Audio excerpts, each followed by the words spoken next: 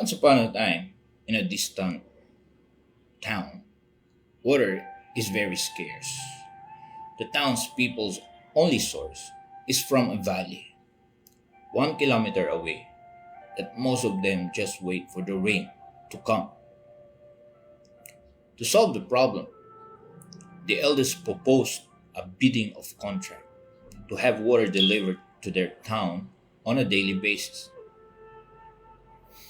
Two young men, Pedro Mangunahan and Juan de la Cruz, offered their services, and the elders hired both of them. The elders thought that a little competition would keep the prices low and ensure a backup supply of water. Pedro immediately bought two galvanized steel buckets and began running back and forth from the end of the long trail to the lake. He made money working from early morning to evening, hauling water from the lake with his two buckets. The buckets of water are emptied on a large concrete holding tank the townspeople had built. Pedro needs to get up early before everyone does to make sure that there will be enough water for an entire day. It was hard work, but the young man was very happy with his earnings and is proud to be one of the exclusive contractors. Meanwhile, Juan de la Cruz left the town for a while. He was not seen for months, and that made Pedro happier. He had monopolized the business, though his quality of service is below standard. Juan had instead wrote a business plan, created a corporation, found four investors, hired a president to do the overall monitoring, and came back 6 months later with a construction crew. Within a year, his team had built a large volume stainless steel pipeline that connects the lake to the town.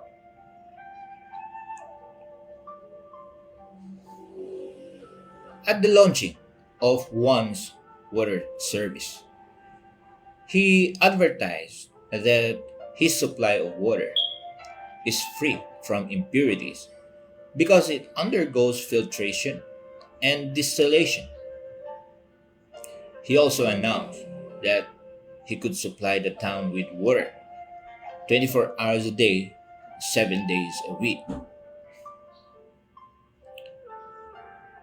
To attract more customers, Juan lowered his original price 50% than how 50% less than how much Pedro charges.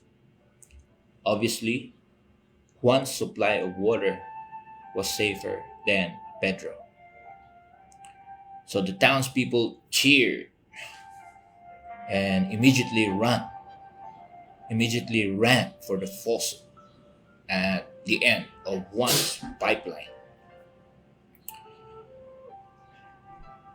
Now, to survive the competition, Pedro then and there lowered his rates by another 50% and began hauling 4 buckets of water for each trip. To increase productivity, he hired his two sons for the extended service hours during the night and on weekends. When his two boys went to college, he told them, "Hurry back. Someday this business will be yours." But for some reasons, his two sons didn't return after college. Eventually, he hired some extra workers and had union problems. On the other hand,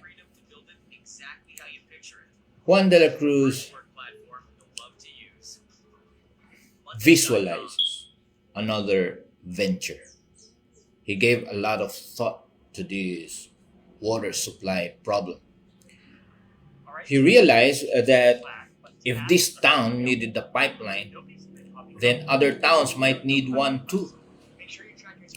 Juan rewrote rewrote his business plan and introduced a high speed and large volume, low cost, pure water delivery system to nearby towns and provinces throughout the country.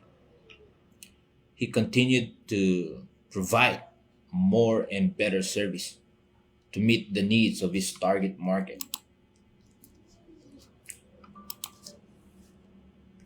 Juan was only earning a few centavos for each bucket delivered, but he delivers millions of buckets every day. Whether he works or not, millions of people consume large volumes of water every single day. All the money coming from Juan's business goes straight to his bank account. He had not only built a pipeline of water to deliver to faraway places, but also a pipeline of money going directly to his own pocket. Juan lived happily and abundantly ever after, while Pedro worked hard for the rest of his life, but still encountered financial problems. Now ask yourself, am I building a pipeline of wealth or holding buckets of poverty? May this story guide you in your journey to financial and time freedom. Arcad, Arcad, the richest man in Babylon, the main character in the book, the richest man in Babylon, Arcad, said, money is plentiful for those who understand the simple laws which govern its acquisition. Money is plentiful for those who understand the simple laws which govern its acquisition.